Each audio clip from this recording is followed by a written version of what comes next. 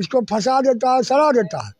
लेकिन बड़ा लोग रेप कर लिया है तो रेप वाले को सुपर जेल निकाल दिया और रेप होने वाले को प्रताड़ित कर दिया। ये कानून को समानता को देखा नहीं गया है। ये जो अभी बना है भारतीय न्याय संहिता BNS, ये एरिस्टोक्रेट और 5 स्टार होटल में और एयर कंडीशन में बना है। गांव की पगडंडियों और खेतों खलिहानों का ख्याल रख के यहाँ के गरीब जनता का जो 140 करोड़ है उसमें 100-125 करोड़ गरीब है, उसका ध्यान नहीं रखा गया है। इसलिए ज़रूरत है इसमें गरीब लोगों के ध्यान रखने की और मुकदमा को सस्ता करना और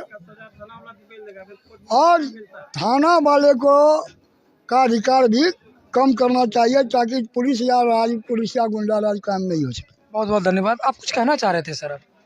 मेरा कहना यही था कि अधिकार इसमें मिला है 7 साल से कम सजा को थाना ही 41(1) का लाभ दे सकता है। वहाँ से देने के बाद भी न्यायालय में न्याय नहीं मिलता है। न्यायालय उस पर बेल देती है, 41(1) को कुछ मानती है। 41(1) का लाभ मिलने के बाद भी न्यायालय मुद्दालय को कस्टडी में ले लेता है। तो कौन न्याय हुआ कि वहाँ भी पैसा दे के अभियुक्त 41(1) का लाभ लिया और कोर्ट आता है तो यहाँ उसको बेल नहीं मिलता है, कस्टडी जाना पड़ता है। तो कौन बेल हो गया? तो दोहरा मार गरीब पर पड़ गया। देख पा रहे हैं कि हर वकीलों का कुछ ना कुछ कहना। इस 3 कानून के बारे में क्या कहना है उनका? सबसे पहले आपका मैं परिचय जानना चाहूँगा। आपका क्या नाम है सर? जी धन्यवाद सर। सबसे पहले तो मैं पटना न्यूज़ 24 लाइव के सभी दर्शकों का धन्यवाद करना चाहता हूं। साथ ही आपका भी रजनीश जी धन्यवाद करना चाहता हूं, जो कि आप स्वतंत्र भारत में निष्पक्ष होकर के पत्रकारिता के दुनिया में आए हैं और तमाम वकील महोदय का आपने इंटरव्यू लिए।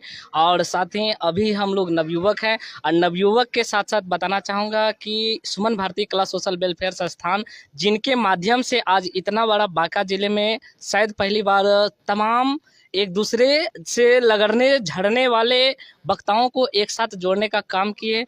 उनके सचिव श्री उमेश शर्मा और अध्यक्ष रघुनाथ पांडे एवं जिला कोऑर्डिनेटर श्री धर्मवीर कुमार दास और मैं जिला शिक्षा सुपरवाइजर नीलेश निगम, साथ ही हमारे मित्र, हमारे बड़े भाई के समान, इनको मैं धन्यवाद देना चाहता हूं। और साथ ही आपको भी इस कानून के विषय में तो हम लोग को स्टडी करने का बहुत ज़रूरी है, जो कि स्टडी करने के बाद ही हम अपना कानून, अपना जो वर्चस्व, अपना जो अधिकार है उसको हम जान पाएंगे।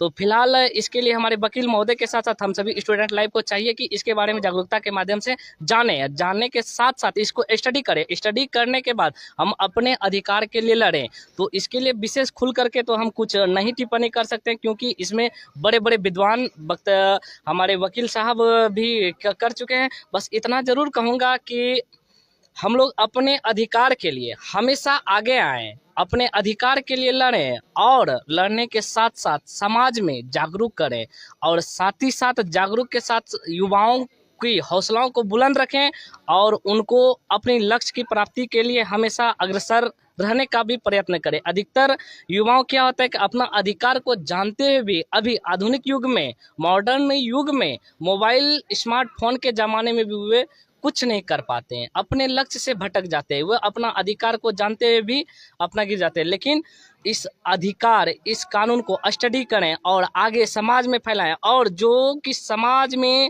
दबे कुछ लोग हैं उन तक पहुंचाएं, उनके अधिकार के लिए लड़ें, प्रेरित करें। वहां से नहीं हो सकता आप थाना आए, थाना से नहीं हो सकता आप वकील को पकड़ें, जो कि ऐसे ऐसे कानून हमारे देश में जो कि तुरंत बेल पाओ, तुरंत अपना अधिकार के लिए लड़ो। आए दिन हम लोगों ने सुनते थे, अभी तो बहुत उम्र की उस पड़ाव पे है जहाँ पे देखने का मौका मिल रहा है, जिन्होंने कि हम देख रहे हैं कि समाज में पहले, बहुत समय पहले जब एक बार जेल चला जाता तो लोग बरसों तक वो नहीं आ पाते थे, उन पे झूठी मुकदमा का अधिकार चढ़ा दिया जाता था और वो फंस जाते थे। लेकिन आज के इस नए कानून के माध्यम से हम लोग जागरूक हो गए हैं, देख लिए, पढ़ सकते हैं, बढ़िया अच्छी तरीके से स्टडी कर सकते हैं कि इसका अधिकार क्या है, क्या हमें फंसाया गया है या कुछ हमें समाज के जिसका वर्चस्व उन्हें हमें दबा के रखे हैं, उनका अधिकार के लिए हमें स्टडी करना पड़ेगा, वकील के पास जाना पड़ेगा और हमें अपने अधिकार के लिए लड़ना पड़ेगा। साथ ही धन्यवाद आपका। और अच्छा, इस 3 कानून के बारे में क्या लगता है? अतिरिक्त थोप दिया गया या फिर किसी समाज हित में आएगी? नहीं सर, ये थोपना नहीं। समाज के लिए कोई भी कानून आते हैं तो वो थोपना नहीं कहा जाता है। भले हम मतलब कि चंद शब्दों में कहते हैं, हमारे बड़े बड़े वकील साहब सभी विद्वान लोग ने कहा है, ये थोपना नहीं है। इसका मतलब है आप अपने काम से कतरा रहे हैं, आप कामचोर हैं, एक आप इसको स्टडी करिए, आप इसको स्टडी करिए, अध्ययन करिए, इसके बारे में जानिए।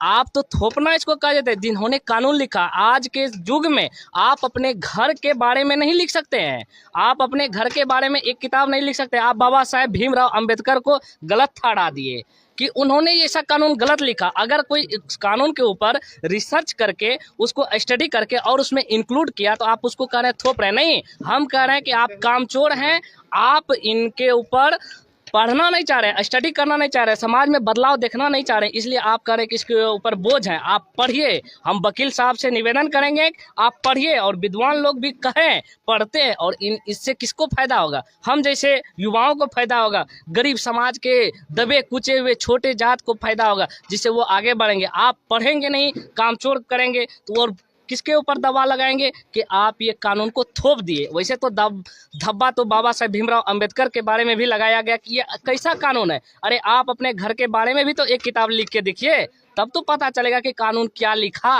वो ऐसे ब्रिलियंट महाविद्वान, जैसे ब्रिलियंट महाविद्वान के बारे में भी आप बोल दिए कि ऐसा कानून नहीं चलेगा, नहीं रहेगा। अरे इन कानून को लिखा गया, उसमें संशोधन किया गया, उसके बारे में स्टडी कीजिए वकील साहब, ना कि इसको बोलिए कि धब्बा लगाया गया। बहुत बहुत धन्यवाद।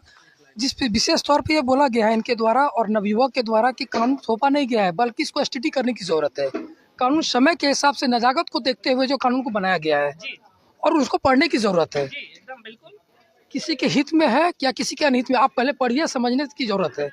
कुछ बोलना चाह रहे थे, एक मिनट जरा सर, क्या बोल रहे हैं? At last but not least, I want to say, देखिए advocates are the leaders of the society, तो उनको तो पढ़ना ही पड़ेगा। देखिए एक एडवोकेट की रोज एग्ज़ाम होती है, वो एग्जामिनेशन से गुजरते हैं, क्रॉस एग्जामिनेशन से गुजरते हैं और री एग्जामिनेशन से गुजरते हैं। उनकी रोज एग्जामिनेशन होती है। सुप्रीम कोर्ट की एक बहुत ही ऐतिहासिक जजमेंट में सुप्रीम कोर्ट के जज ने खुद कहा था कि एक एडवोकेट रोज एग्जाम देता है, वो रात में रोज पढ़ता है, तब सुबह आके वो कुछ 2 लाइन बोल पाता है। उस 2 लाइन बोलने के लिए उसे 20 घंटा की मेहनत जरूरी है। बहुत बहुत धन्यवाद। आप देख रहे थे पटना 24 न्यूज़ से रजनीश चौधरी की रिपोर्ट। धन्यवाद।